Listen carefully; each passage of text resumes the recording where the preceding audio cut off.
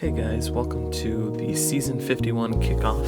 This is the second season with the House of Mirrors Global. This season you're going to be seeing fights from LVT and Salty. That's where I have my accounts this season. So without further ado, let's get right into it.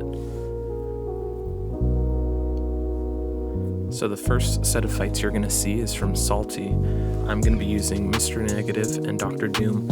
I'm taking Path 4 in both sections. This first fight is just going to be Crossbones versus Mr. Negative.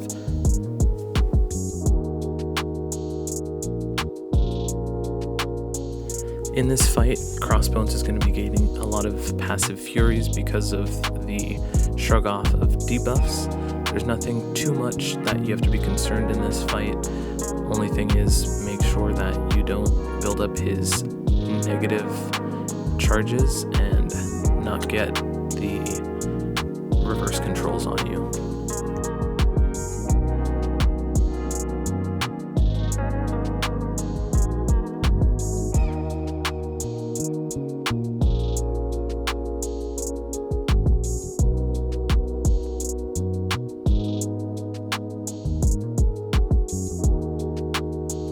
Next up is going to be a Dark Hawk. This fight, same thing, you're going to be benefiting from the shrug off of debuffs, so you're going to get a lot of passive furies. You're going to build your clarity so that you don't get auto blocked. Other than that, it's going to be a fairly straightforward fight, since you're going to be able to actually work around his auto block when you knock him down and have him in that armor state. You don't have to worry about that. As you're going to see in action right here, I'm going to bait his SP1 and then go right into it.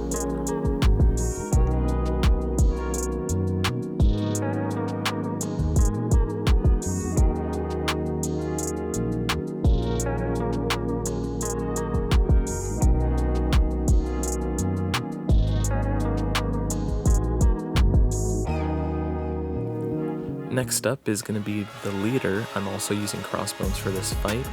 So going into this, I fought him a few times in the event quest, but other than that, I wasn't too familiar overall with this kit. So what I'm going to be doing here is only using medium attacks so that I don't get any of his debuffs on me. I'm going to try and keep my spacing from the green door and just bait his SP1s. You're going to see it takes up a lot of space from the map, so you just got to keep your spacing, make sure you don't get cornered. Other than that, it's fairly simple overall.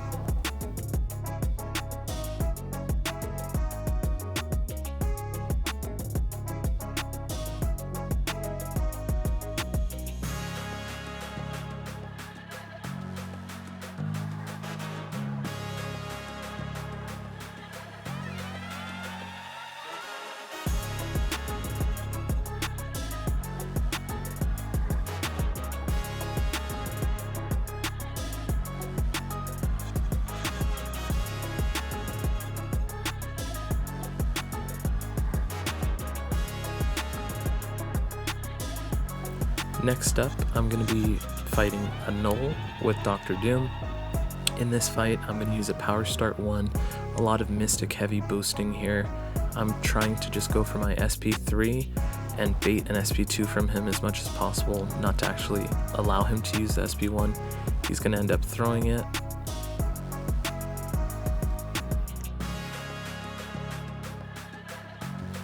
Only other thing you want to watch out on this node is to make sure you try and throw your specials when you don't have the Power Sting debuff on you, otherwise it can get a little messy for sure.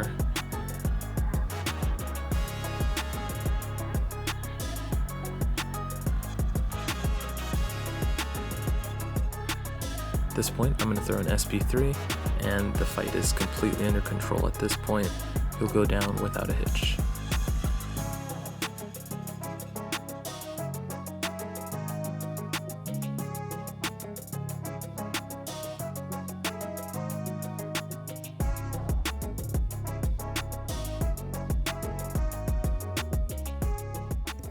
Now we're going to be going into the War versus GT40. This was our first matchup over at LVT. I'm going to start off in Path 5 in Section 1, going into Path 8 in Section 2. First up, I'm using Chavez versus a America Chavez on here. In this fight, you really just want to make sure that you have a specific mastery build to maximize Silk's kit and damage. You're going to notice I'm not knocking her down yet. I want to make sure I build to my SP2. I'm going to use it. It's going to do a good chunk of damage, but overall, since Silk actually doesn't gain a precision buff when you dex, it's a pretty straightforward fight.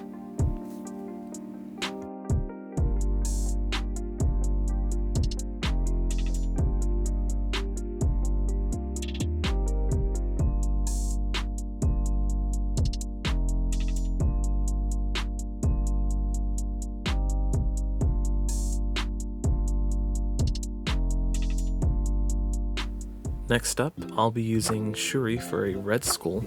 So the cool thing about Shuri is that she's immune to ability accuracy reduction, which means in this fight you can parry freely. You don't have to worry about losing any of those, or not being able to parry Red Skull as he builds up his armor buffs. So right there, what I did was actually transform my regular shock debuffs into passive shocks so that they would stay on him even if he purifies them after the knockdown. Fury goes on cooldown and the protection comes up. In retrospect, I could have hit more during his auto block if he was parried to kind of speed up the process, speed up the fight along a bit.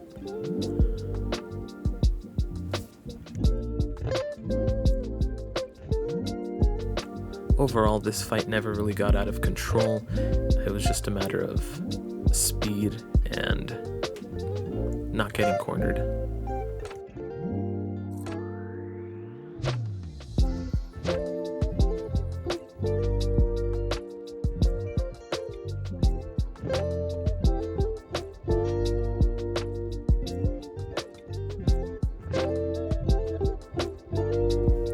Moving on to Path 8.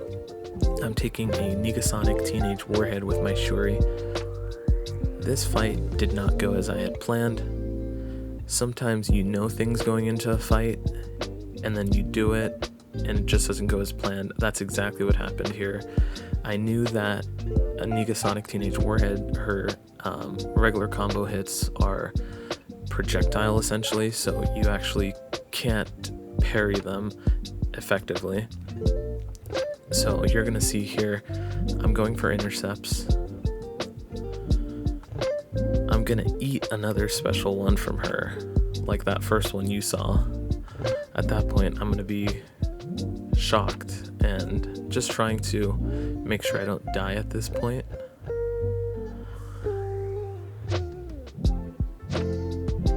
And it's finished without a hitch. Now, this is going to be a Gorr.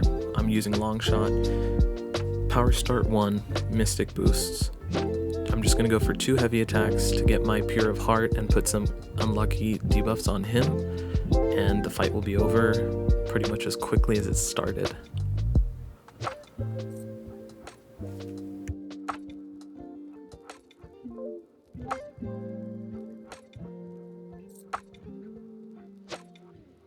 Moving on to my next account, I'm using Professor X and Terrax. I'm taking Path 7 in the first section, and I'll be going into Path 3 in Section 2. I'm using Professor X on this Mantis. I'm using half recoil masteries so that I can actually get more damage off of my SP3. I'm going to be pushing her to her SP2 so that I don't actually have to worry about that sleep on her SP1. So basically, any Professor X fight you're going to see me do, all I'm going for is Special 3, and it's over at that point.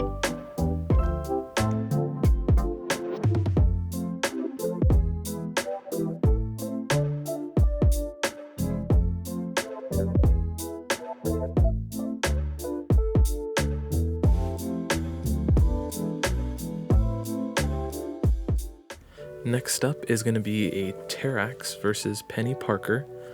So on this fight, I am going to hit into her block to remove her shield that she has. at which point then I can actually start really attacking her more so that I can build my clarity charges. The issue is if you attack her while she has her shield up and you don't have clarity, even if you parry her and hit into her block, she can still actually trigger her shield auto block, and then you take some damage from that. So now I'm going to stay aggressive. One thing that I'm going to notice here that I actually didn't really have an idea was a thing is that she can actually trigger the damage reflection, because the armor breaks when her shield is up actually causes her to have some sort of immunity or shrug off to armor break debuffs.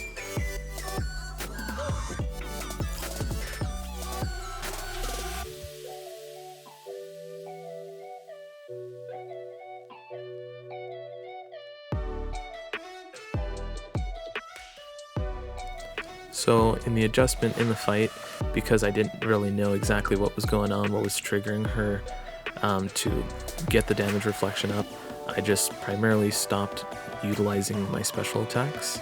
Here I'm going to actually end with just some special attacks to get her down. Next up is going to be a Captain America Sam Wilson on path 3. This is a pretty common placement in general. Thankfully, since I do have a rank 3 Terrax, I don't really have to worry about getting to that stage in the fight where you start taking glancing rupture passive damage. So I'm just going to bait special ones. I built my clarity.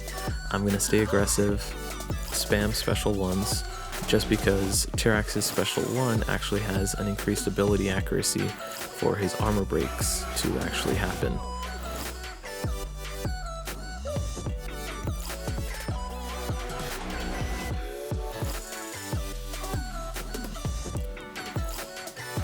And then I'm just going to use the 4th light attack to refresh armor breaks. I'm going to activate my SP1 Rock Aura one more time, and then I'm going to end the fight with a heavy attack with the additional crit damage.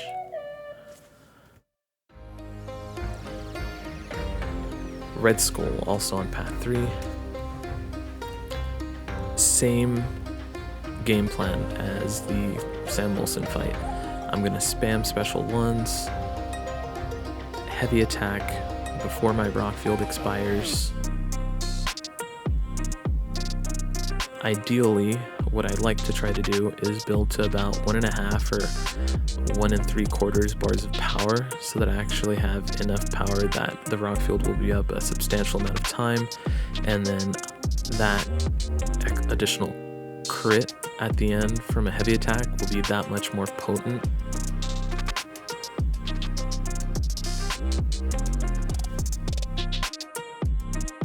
That was 112,000 crit right there.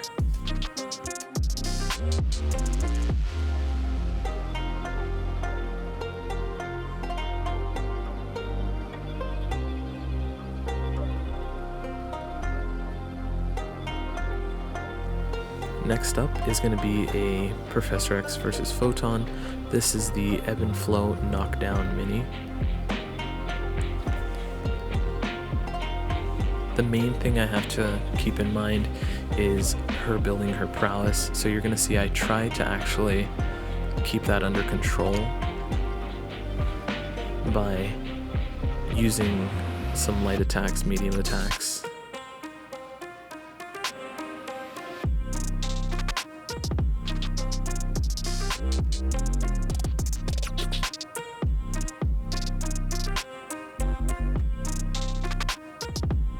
I got clipped at the end there.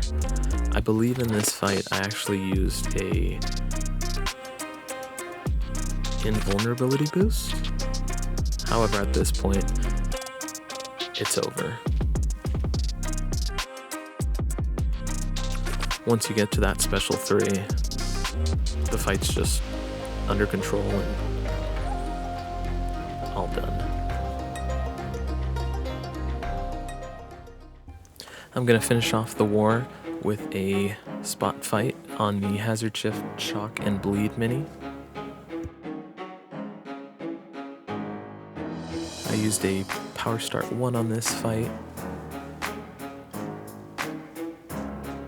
what I'm going to try to do is push him to his special 2, because on his special 1 he actually gains a buff immunity debuff, so that would actually trigger Conflictor.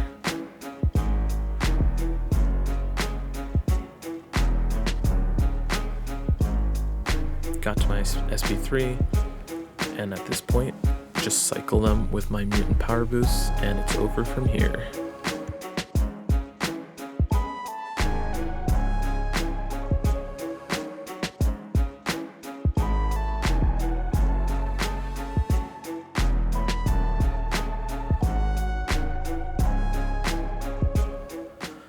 Thank you guys for watching, and I hope that you were actually able to learn something, or at the very least just enjoy watching some war fights. I do hope that you guys each have a great season, and remember, your war fights don't define you. You as a person are awesome, you're amazing, and I hope that you have an absolutely fantastic day. I will catch you in my next war video, whenever that is. Thanks guys, later.